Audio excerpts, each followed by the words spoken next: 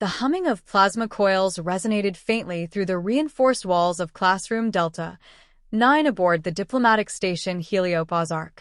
Every surface gleamed with sterilized precision, angular architecture wrapped in steel-gray tones, punctuated by glowing interface panels and humming light strips. Seated in precise rows were cadets of varied origins, some born of Earth, others of distant worlds, gathered under the flagship Interspecies Training Initiative, the Accord Directive. Commander Elena Reyes paced before the class with the coiled energy of someone enused to stillness. Her black tactical uniform fit like second skin, bearing a subdued flag patch and a row of commendations that gleamed only under direct light. A woman shaped by war and iron routine, she exuded a presence that silenced questions before they were asked. Her gaze swept the room like a targeting system, unblinking. The door hissed open mid-roll call. The alien entered without hesitation. Cariel moved with a grace that seemed choreographed, her lithe, violet-hued form unarmored but purposeful. She stood at least half a head taller than the other cadets, her deep black eyes absorbing the room's harsh lighting with serene disinterest. Her species, the Volari, had only recently joined the Accord, peaceful beings known for their collective cognition and unblemished record of nonviolence. She was the first of her kind in a human-led military program. Cariel of Volari, Reyes said, not looking up from her slate. You are late.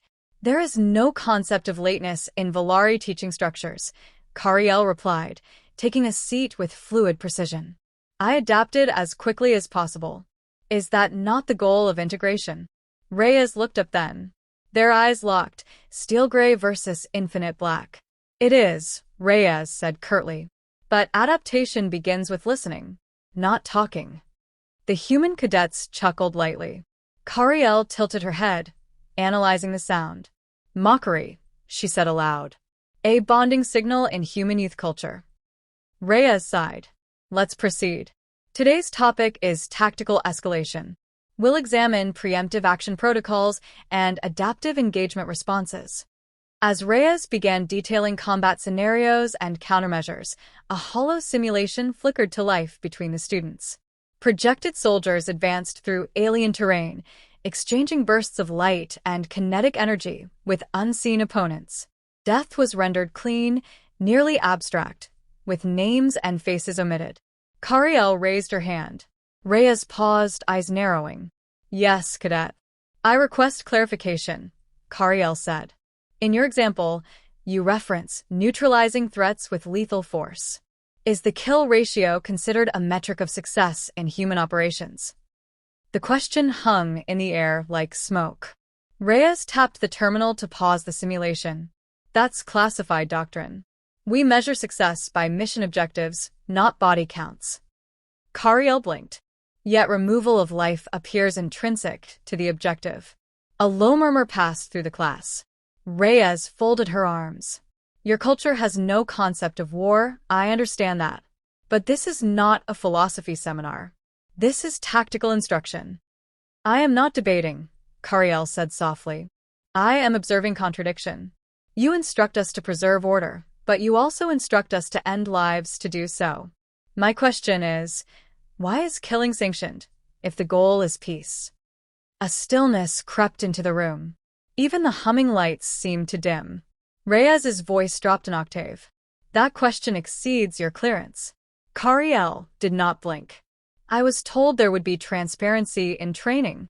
Truth as foundation. You were told, Reyes said, her tone tight, what you needed to function effectively. You are not cleared to know that. The alien's pupils widened almost imperceptibly. You speak of function the way we speak of harmony. But harmony does not withhold answers. I don't expect you to understand, Reyes muttered. But you should expect me to ask. Reyes turned away sharply, reactivating the simulation without another word. The battle resumed, shadows flickered, bodies fell, and digital markers tallied invisible outcomes. Cariel said nothing more, but she did not look away. Her eyes remained fixed on the unfolding images, her fingers twitching faintly with unreadable emotion. Around her, the cadets shifted uncomfortably in their seats, their gazes flicking between the simulation and their instructor. Reyes, arms still folded, stood stiffly before the display. But beneath her composure, something had cracked, a hairline fracture invisible to all but herself. For the first time in years, she felt uncertain which part of the briefing disturbed her more, the alien's question, or her own inability to answer it. And Cariel, still as stone, had just begun to truly listen. The following day, the room felt different. It wasn't the lighting, still cold and clinical, nor the configuration of desks, which remained in perfect alignment. The difference lay in the cadets themselves. They entered more quietly, glanced more often at Cariel, and spoke less than usual. Even the chatter between human recruits had taken on a subdued tone. A ripple had passed through them, subtle but irreversible. Commander Reyes stood at the head of the class, arms behind her back, as always. Her posture remained impeccable, but her eyes carried the weight of restless thought. She activated the central console, without preamble, and a new projection bloomed. A forested planet under siege, buildings burning in the background, hostiles obscured by foliage. This is a reconstruction of Operation Delphi. Human forces were outnumbered, terrain disadvantaged. Mission success hinged on preemptive strikes and sustained force superiority. Her voice was flat, mechanical. Cadets, analyze tactical response sequence 1. The room flickered into full simulation. Digital soldiers, human avatars, fanned out through the tree line, targeting movement and returning fire. Explosions lit the horizon in rhythmic pulses. No screams, no blood, just data. Cariel raised her hand again, slower this time. Reyes hesitated. Her eyes met Cariel's, and in that moment, an unspoken question passed between them. Are we doing this again? Speak, Reyes allowed. In this simulation, Cariel began, voice low but unwavering. The command to strike first was given without provocation. What qualified as justification? Reyes straightened. Thermal scans identified weaponized drones deployed near civilian shelters. Delaying action would have risked greater casualties. Was dialogue attempted? Cariel pressed. No. Not in this context. Cariel's head inclined. Then your definition of threat includes potential, not action. Several cadets shifted uncomfortably. One cleared his throat but didn't speak. This line of questioning, Reyes warned, is not aligned with the objective of today's lesson. But it is the objective of my presence, Cariel responded calmly. I was not sent to learn only how you wage conflict. I was sent to understand why. A beat passed. Then another. Reyes deactivated the simulation with a curt gesture. The battlefield froze, mid-explosion. She stepped forward, voice quiet but sharp. Your species has no war. I respect that. But don't confuse lack of necessity with moral superiority. We fight because the universe we inhabit doesn't afford us the luxury of assumption. We've learned, the hard way, that inaction costs more than regret. Cariel regarded her evenly. Yet I have reviewed human history. In many cases, your inactions were not what cost you, it was your assumptions. Your belief in threat where there was none. And your choice to silence those who disagreed. A flicker, barely perceptible, crossed Rhea's face. What are you implying? She asked, tone icy. I am asking, Cariel said slowly, if the command to kill is easier to give when the truth is hidden behind clearance walls. Silence gripped the room. One cadet, a young man seated near the back, shifted in his seat. Commander, he said hesitantly, with respect, we've never been told why the Delphi operation happened. Just how? Even in archives. Reyes didn't turn. Her stare stayed fixed on Cariel. You're not cleared to know that, she said again, but it landed with less force this time. Cariel's voice dropped to a whisper. Do you fear the question or the answer? Reyes exhaled, long and steady. Her shoulders didn't slump, but something in her stance released. She gestured toward the console, and the simulation vanished into black. I once believed the truth was weightless, she said quietly, that it belonged to whoever reached for it with discipline. But there are truths that don't fit in a briefing. Truths that fracture morale. break unity. So yes, some answers are kept behind doors. Because if you let them out, you never get them back inside. Cariel did not respond immediately. She folded her long fingers across her lap and studied the silence. I do not seek to shatter unity, she said finally. But harmony without honesty is illusion. And I was told Earth seeks truth. I want to believe that.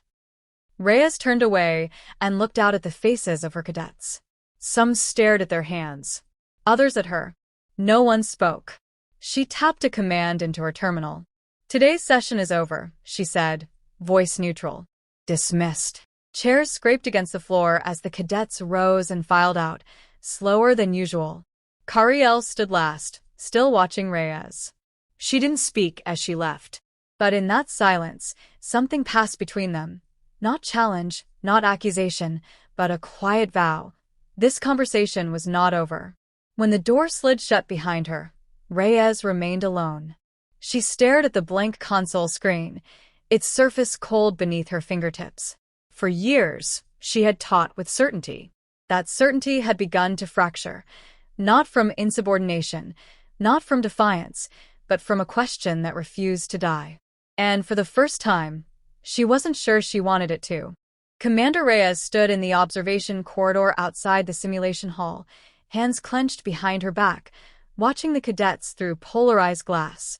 The room beyond buzzed with motion, routine drills, sanitized objectives, the perfect illusion of control. But control had slipped. Not in strategy, in certainty. Behind her, the soft hiss of the door broke her thoughts. I assumed you would be here, Cariel said. Reyes didn't turn. I'm the instructor. I go where I'm needed. Cariel stepped forward, her reflection shimmering beside Reyes in the glass. Need is subjective. Some needs are buried so deeply their owners forget they exist. Reyes finally turned, eyes narrowing. I don't have time for another philosophical session, cadet. I'm not here for philosophy, Cariel said quietly. I'm here for truth. Reyes gestured toward the training floor. Out there? That's the truth. Action, reaction, consequence. Truth you can hold, calibrate, measure. The rest is sentiment. You can't base command decisions on feeling. I'm not asking for feeling. I'm asking for meaning. Reyes's breath caught for a moment. She stepped away from the window and faced Cariel fully. You want to understand why we kill. Why I teach killing. Why we wrap necessity in doctrine and call it defense. But the answer isn't clean. And it's not safe. I do not seek safety, Cariel said. Not in knowledge. Only in ignorance is danger truly born. Reyes studied her, tall, poised, alien in every physical sense, and yet human in her stubborn pursuit of something deeper than obedience. The commander moved to a nearby bench and sat down slowly, her posture still rigid, but her expression softer. You want to know about Delphi? She said at last. Cariel remained silent, but her nod was almost imperceptible. It was supposed to be a sweep. Intel reported enemy buildup near a Valaria line settlement. We were told they were arming children. Bioweapons, they said. Her voice dropped. When we got there, it was a school. Cariel blinked. A place of learning? Reyes nodded. Once. No weapons. No hostiles. Just students and teachers. But comms had been jammed, and our orders were absolute. Neutralize all threats.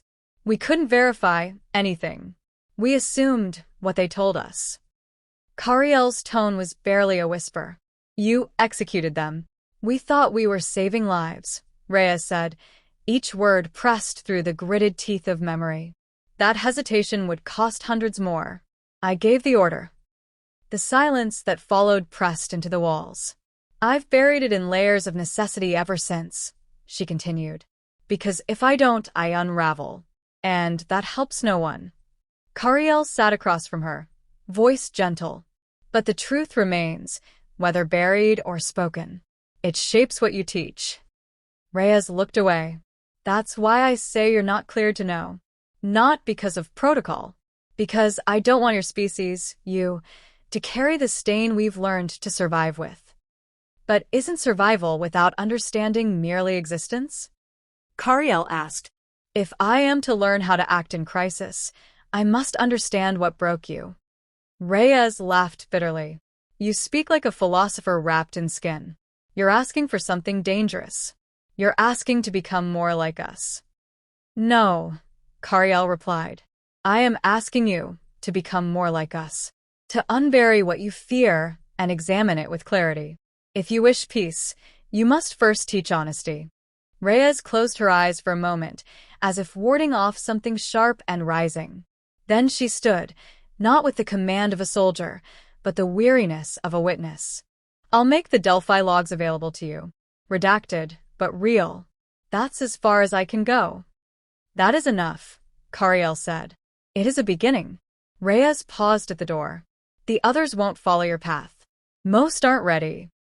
They don't have to follow, Cariel said. They only need to start asking. As the door sealed behind the alien, Reyes stood alone once more. The corridor felt longer now, quieter. But in that silence, something had shifted, not broken, but opened. In a room where simulations once masked regret, a new lesson was beginning. One not in tactics or firepower, but in the courage it takes to face one's own legacy. And far from that corridor, in a chamber of deep memory and translucent light, Cariel activated her recording unit and spoke into the silence. Today, I saw the beginning of truth, and it wore a soldier's face.